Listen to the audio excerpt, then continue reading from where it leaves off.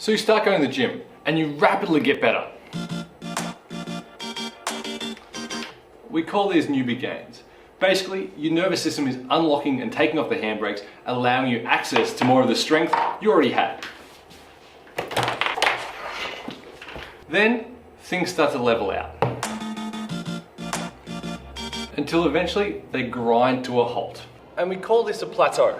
Now, it's possible to live in a plateau or go up and down from one, but today, let's talk about how you can break through a strength plateau.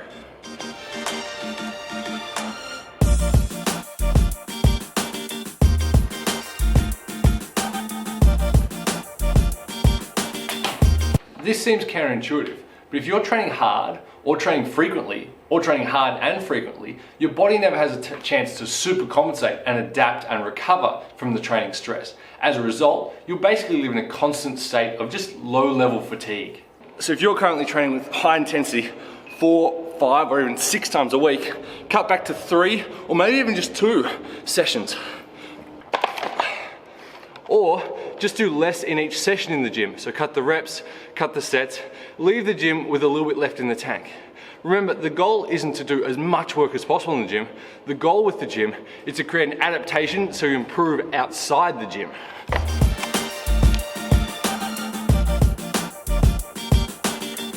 Sometimes when you start seeing those PBs roll in and you start stacking more and more weight on the plates, it comes at the cost of reps. So sets of 10 become 8s, 8s become 5s, 5s become 3s, and all of a sudden you're only ever doing singles, hunting and hunting for more PBs. But the problem is you start to lose a lot of volume in your training. So all that high intensity work is enough to stimulate the nervous system. It's not enough to stimulate muscular hypertrophy or tendon stiffness and adaptation.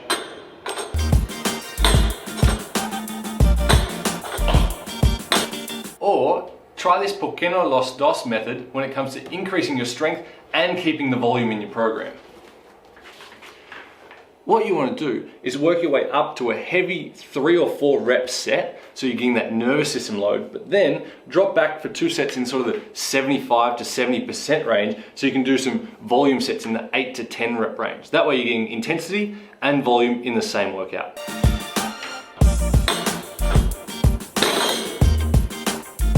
Now, I wouldn't recommend this method if you've already got a high volume of training, either in the gym or for your sport, but for casual lifters, it's an awesome bang for buck way to get a lot of training qualities into the same workout.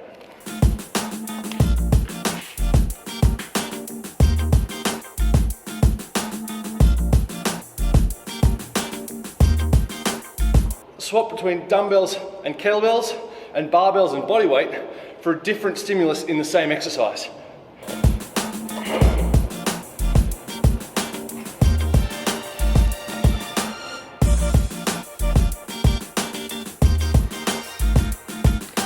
Recovery can be passive, things like napping, playing Xbox or watching Netflix, or it can be active. Doing low intensity cardio, foam rolling, stretching or getting massage are all methods to promote and accelerate your recovery, both physically and mentally.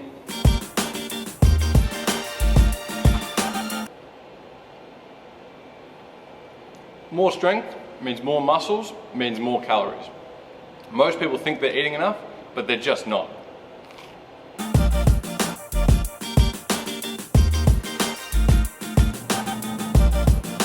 If you're currently doing 3x10s, maybe change it up and do some 4x6s. If you're doing a 5x5 program, maybe do some higher rep work, or maybe take it even lower and do maybe a 3x3 program.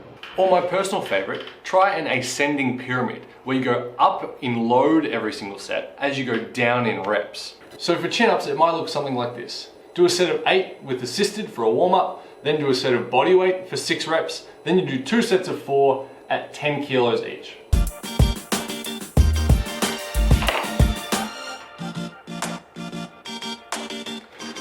Start warming up before you go heavy. That means a proper roll and stretch to loosen out those tight spots in your muscles. Activation and band-based work for your glute max, glute med, your core and your rotator cuff can really help wake up those local stabilizers, unlocking strength.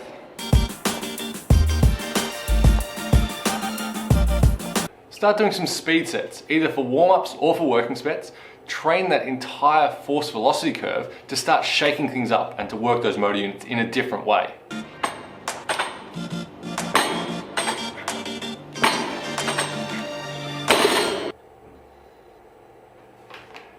Instead of doing 2 sets of 8, for example, for your top working sets, cut it back to 4 sets of 4 reps. So you're doing half the reps, but you're doing more sets. That means you get double the volume of sets, but because the reps are lower, you should be able to ramp things up faster.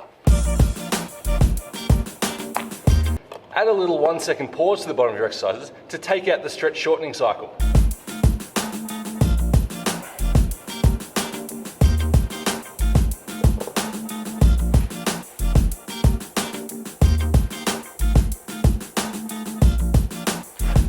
Switching up or changing exercises is a really good method to shake through a plateau.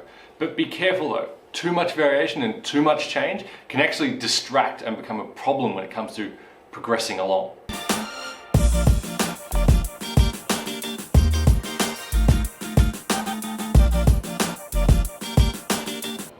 So keep 3 to 4 superstar A-grade exercises all year round, things like squats, core lifts and chin-ups, and then you cycle through the other things like single leg, core work, and the upper body variations.